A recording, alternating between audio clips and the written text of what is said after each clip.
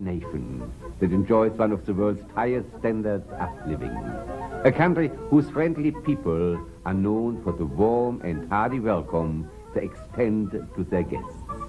A vacation destination offering adventure, serenity, sophistication, elegance, and a chance to breathe some of the cleanest air on earth. This land of historical towns and cities is also home to vast, unspoiled forests and thousands of freshwater lakes. Join Journey to Adventure today in a visit to Finland in summer. On location, anywhere and everywhere, bringing the world into your home. Journey to Adventure, television's longest-running travel show, with your host and guide, Gunther Less.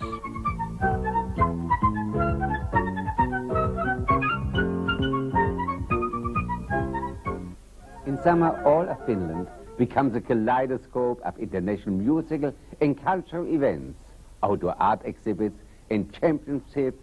Sporting matches abound. We are lucky enough to have two experts who will tell us and show us all about the magic of Finland in summer. My guests are Matti Linoila of the Finnish Tourist Board in New York and George Garber, Tour Production Manager for Finnair. Good to have you here. Nice to be here. Nice to be here. Matti, you know, people always think that Finland is always cold. And somebody told me once he was under the impression that polar bears are running around in Helsinki. Well, that definitely is a myth. Absolutely. We do have polar bears, but only in zoos. Finland is cold, of course, in the winter. We have a winter like they should be, with temperatures during the day ranging between the 30s and 0, but the summer is very nice and pleasantly warm, I would say. The normal daily temperature can be in the 60s and 70s. Well, you know, I've been there many times and I love it there. And this brings me to another question.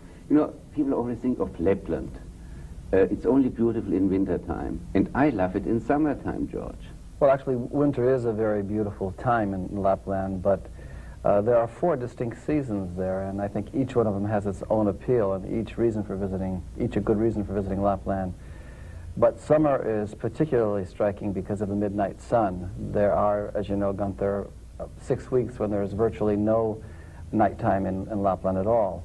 In fact, it reminds me of a story of a Finnish father who sent his teenage daughter out on a date and told her boyfriend to be sure to have her back before nightfall. Well, he brought her back 6 weeks later.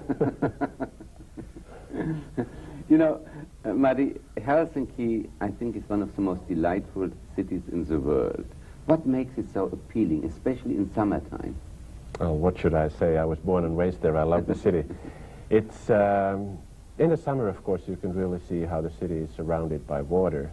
Helsinki was actually built on a peninsula and a number of islands. And in the summertime, you can also see that there are so many green parks. Helsinki is a manageable city. It's compact, and it's a very nice city for walking, strolling. There are walking tours even available. And most of the sites, the famous sites of Helsinki, are within easy walking distance from each other, like the Sibelius Monument, for example, or the famous rock church, which was built into the bedrock, not on. It's really beautiful, absolutely beautiful. Or the Senate Square with those beautiful classical buildings, or the marketplace with all the colorful fruits and flowers and so on and so forth. It's a very lively and easily manageable city. You know, what I always like, George, is the Lake District in summer. The Lakeland is absolutely spectacular. I particularly like traveling on the vintage steamers going back to the turn of the century to see both nature. Well, why don't we go there and look at it right now? Right. Well, this tour that we have of Finland is really going to be a potpourri of Finland, and I'll try and be your guide through some of what Finland can offer. Starting here in the nature in the north of Finland, but let's really start from Helsinki, the capital that we've been talking about here before. Here's an aerial view of the town and the Senate Square, with the cathedral being one of the most noteworthy buildings on that square. As I said, Helsinki is a city for walking. You have nice cafes out in the parks. If you prefer to ride, you can take a streetcar. And for shopping, of course, Helsinki is a good place for all the famous Finnish design. And the most colorful shopping place will be the market square. Right beside there, you have the passenger harbor with all the big ships that connect Helsinki with Stockholm, the capital of Sweden, Leningrad in the Soviet Union, Tallinn in Estonia, and Travemünde in Germany. It's also where the local sightseeing boats start for their tours of the islands of Helsinki, the archipelago of Helsinki, so that you can have a look of Helsinki from the seaside.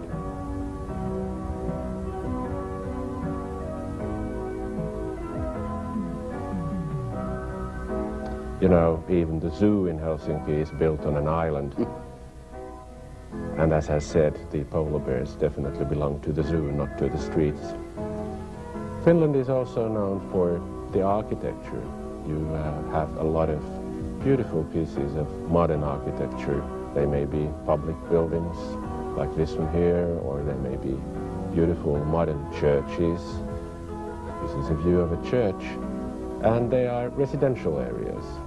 Noteworthy is that nature is always very close by when you're in Finland. Even in the cities, we've kept a lot of the green.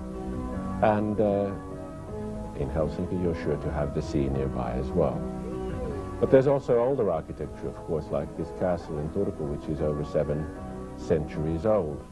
Turku used to be the capital of Finland sometime in history.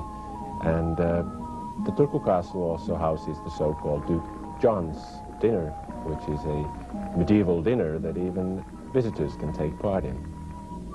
Turku also has the Luostarimäki Handicrafts Museum, where you have workshops for different craftspeople, like lace making, for example, and you can still today see craftsmen and women at their work. Turku otherwise is, of course, a modern city, as all of Finland is very modern and has a very high standard of living. But as we're speaking of summer here, we really love the summers. We like to stage as much as possible out in the open. It may be folk dancing, it may be different kinds of parades, for example, and elements not traditionally Finnish do appear as well sometimes in these events. Even the samba is not unknown in Finland. We also love the children, and we like to give them possibilities of having fun, so we have amusement parks, several places in the country with thrilling rides, with roller coasters like this. We really like to give the kids opportunities of having fun and learning, like we have big aquarium in Tampere, and the dolphinarium is also in Tampere, which is one of the big cities, one of the 3 big cities of Finland. And of course, every now and then you may find a comedian in the parks as well, making sure that people are having a good time.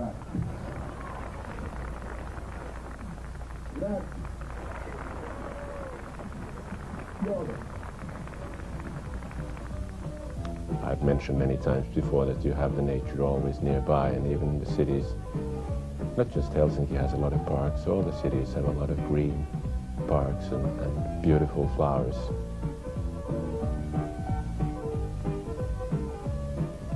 Well, now we're getting more onto the countryside again. There are many ways of traveling, of course. This is one of them, and this reminds me of the farmhouse holidays, which are a very nice way of taking a vacation. This is something really special of Finland, the loggers' games. Finland is very dependent on the forest industry, and the loggers were very important people in their own day, and still today you can find them competing with their special skills.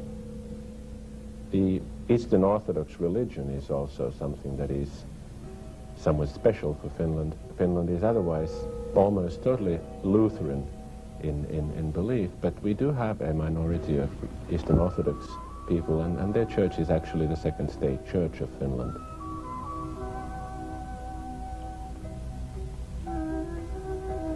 Water is always around. George mentioned, we have almost 200,000 lakes. And between the lakes we have some beautiful forests. We have a lot of national parks, for example, that provide very good opportunities for trekking and hiking.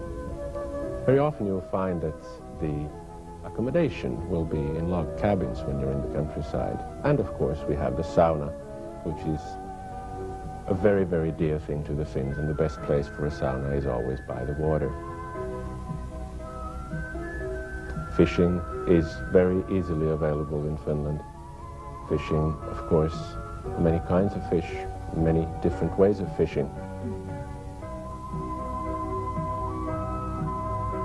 Some of the rivers in the north are known for their very good catch of salmon. Some pretty good examples.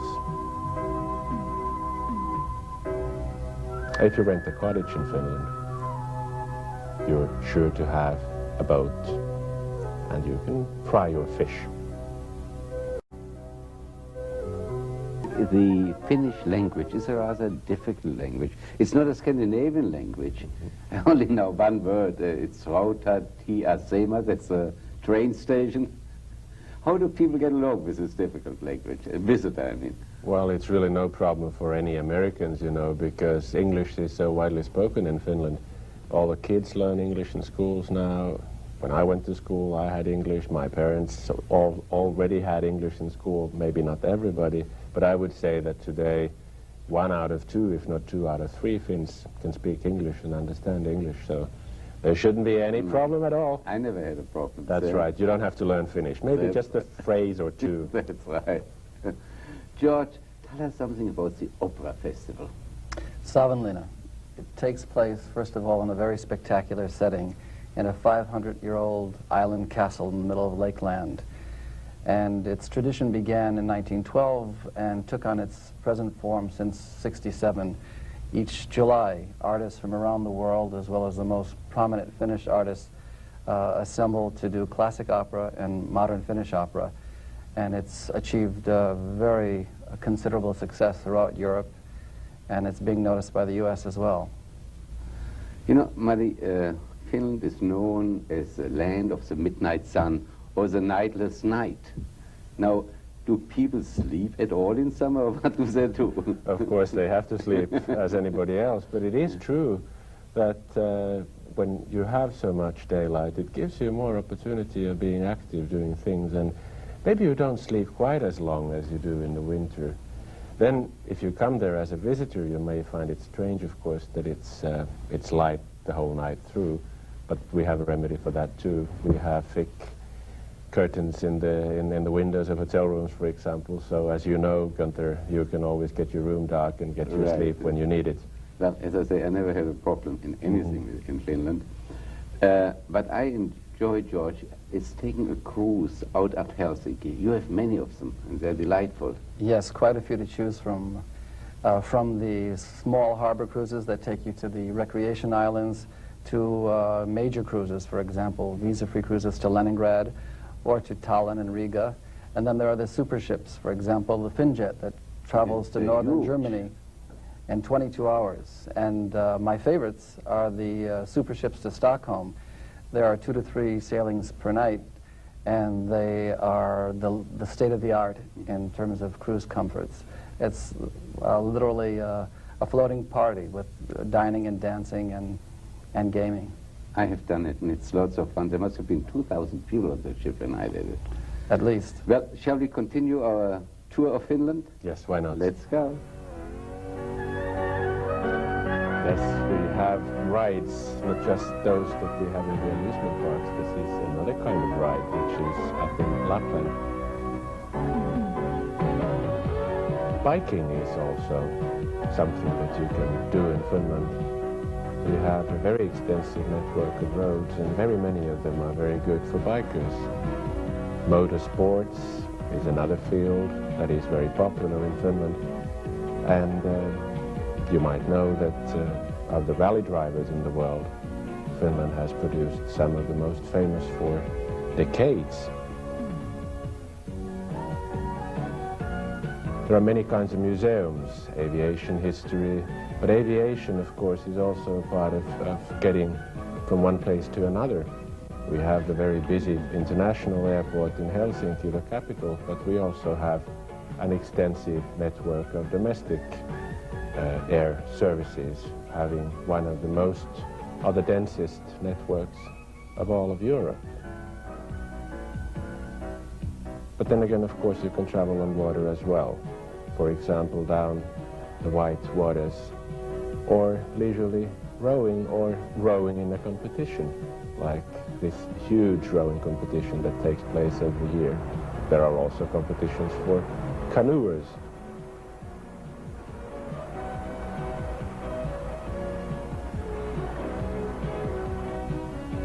Even gold panning is available.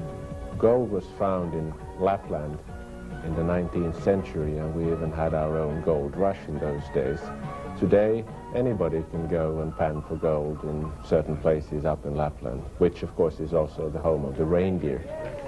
But the reindeer are not the only animals up there. If you like, you can even go horseback riding out into the wilderness. What's typical of Lapland nature-wise is the vistas. They are extremely large. This is the part of the country where the forest land gradually turns into tundra. And it's also the part of the country where you can find the highest points in Finland. We call the mountains the fells. Excellent area for hiking and trekking.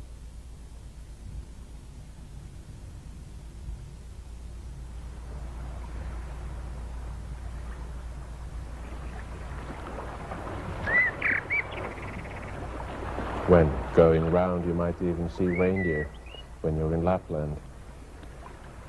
Special places are provided for making a campfire, for example. Then back to the south again, we have beautiful sandy beaches, not too overcrowded as you can see. You can have some nice outdoor cafes nearby. You have some beautiful smaller cities. This is Body, where you have another cultural festival, the Jazz Festival, that has been going on for more than a quarter of a century, also always in July.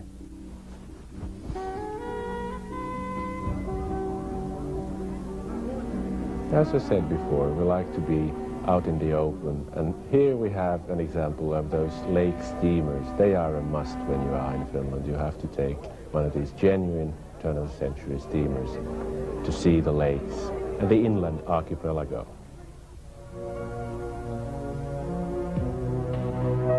It's like a play. You wait expectantly for the curtain to rise.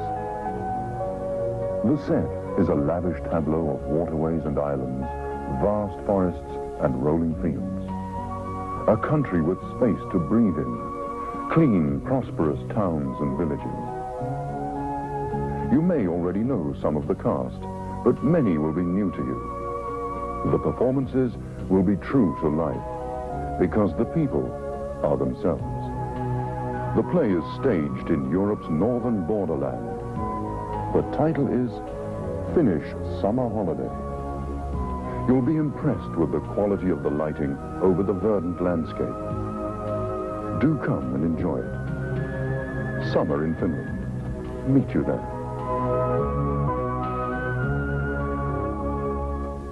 Matti and George, thank you for guiding us through this land of beauty, space and freedom, Finland. I would like to say something else. You also should visit Finland in winter. It's beautiful. It's extraordinary. Thank you so much for being here. Thank you. Thank it was you a pleasure coming here, and as you know, Gunther, Finland welcomes you any time of the year.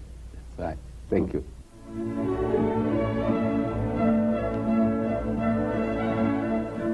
Finland provides security, social stability, and a highly civilized standard of living for her citizens and visitors alike.